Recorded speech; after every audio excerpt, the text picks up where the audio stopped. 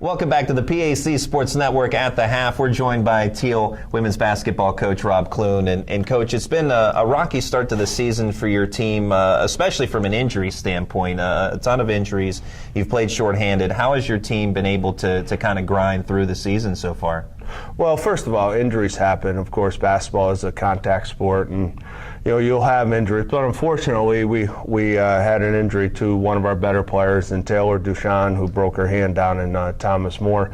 And anytime that happens, everybody has the same, way they handle it. It has to be the next people have to step up. Maybe you bring along some players that maybe have to take on different roles now, and that's the only way you can do it. And unfortunately, with her injury, it left us really depleted inside. I mean, really, of all the places that we didn't have depth was in her position. So we had to move some people around and just give some experience with players that we really didn't count on at the beginning of the year to play as many minutes as they're playing now. But, they're improving, and you have to look at the positive side of injuries, too, that maybe when she does come back, and fortunately, she's got an injury that she had surgery in early December, and hopefully in a couple of weeks we'll have her back for the stretch run.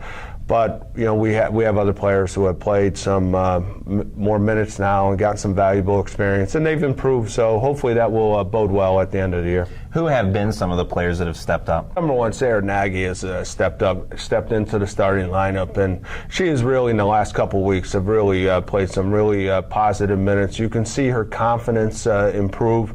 Another one, Allie Stanley, has also been someone that's done a great job, and at the beginning of the year, we really didn't know how many minutes she was going to play, but she's really gained some valuable experience. And then Olivia Sidley has done a great job in picking up some of the scoring, the void that Taylor left behind. So she really has developed her game, both in shooting, getting to the basket, getting to the foul line. She's a good athlete, and that will really help us when we get Taylor back. And of course, Jess Formelk, one of the best players in the conference, had a 42-point performance earlier on in the month of January against the Bethany Bison, and was recognized nationally to the D3 Hoops Team of the Week. What's it mean to you? How proud are you of what she's accomplished, and really how great of a player has she become?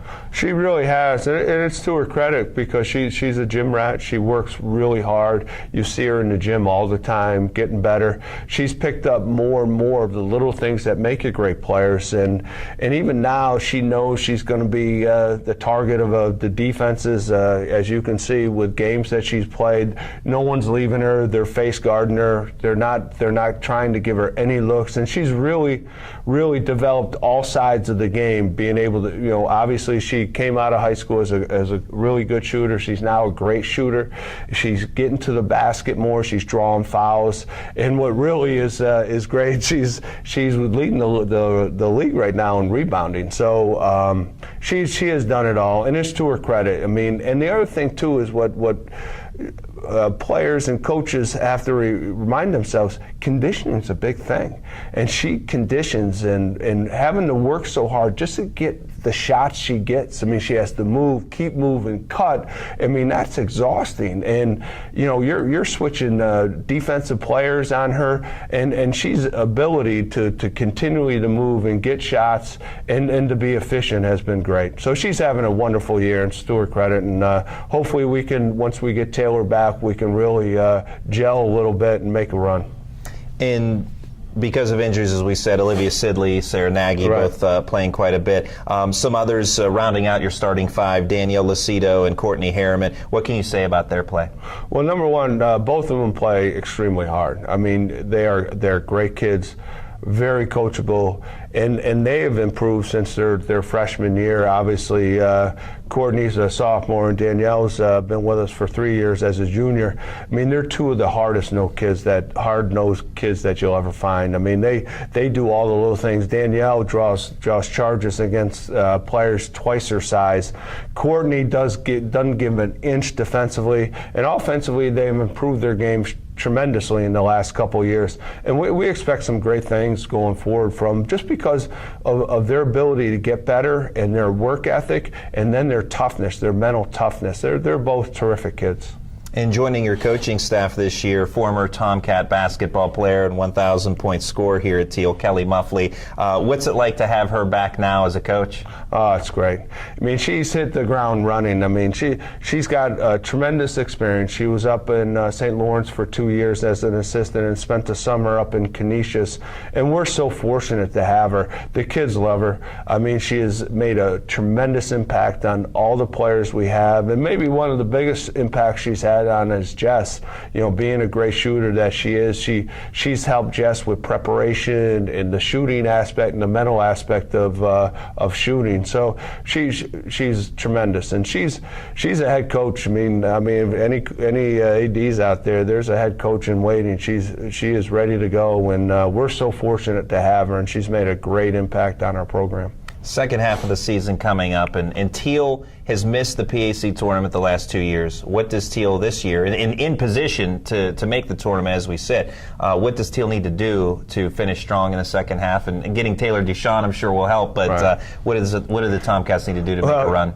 As we talked about before when we met a couple weeks ago, rebounding and taking care of the ball is really the focal point as we hit the home stretch here, is that we have to be able to at least be even on the boards. We've been going at a minus 15, minus 20 stretch here in a couple games, and we've had games which we could have won and been in position to win, but we just haven't rebounded the ball, and that's essential. That's effort. It's really being mentally tough, and that's something that if we do that going down the stretch, I think we have enough shooting. I think we have enough of offensive play, but that's number one. And then taking care of the ball, not giving up easy buckets through lazy turnovers and those runouts that happen on turnovers, and that's going to be key. And if we do those two things, really focus in it and really do those two things and win some of the close games down the stretch, which I think we'll have with some of the teams we'll compete with for those last few playoff spots, I hopefully we'll be in position to be playing after the regular season ends. Now, when we record these halftime interviews, I always like to, especially with the players, kind of find some information about them that may not be on the court. For you, you're a basketball coach, of course, a tennis coach here at Thiel, but you have a background in minor league baseball, I understand. Oneonta Yankees. Yes, Tell us a little bit about that. Yes, you've done your research. No, when I was growing up, I grew up in Oneonta, New York, and that's back then it was the home of the Oneonta Yankees, the Class A affiliate of the New York Yankees, and I used to be the groundskeeper for the as someone growing up in summer job. That was my summer job, so got to meet some future Yankees, and it was always exciting to see the young talent come through there and not knowing who would make it to the big leagues. But some of the players was John Elway spent the summer in Oneonta before senior year at Stanford, and of course Bernie Williams and Porsada, and I think there was one other player who won those 3 or 4 championships with the Yankees came through Oneonta. So Oneonta was a great place. Unfortunately, they don't have the Yankee Class A team anymore, but it was a great summer job. Well, that's Coach Rob Clune, head coach of the Thiel Tomcats women's program. Always a pleasure. Thanks so much. Thanks. We'll have more coming up in a moment on the PAC Sports Network.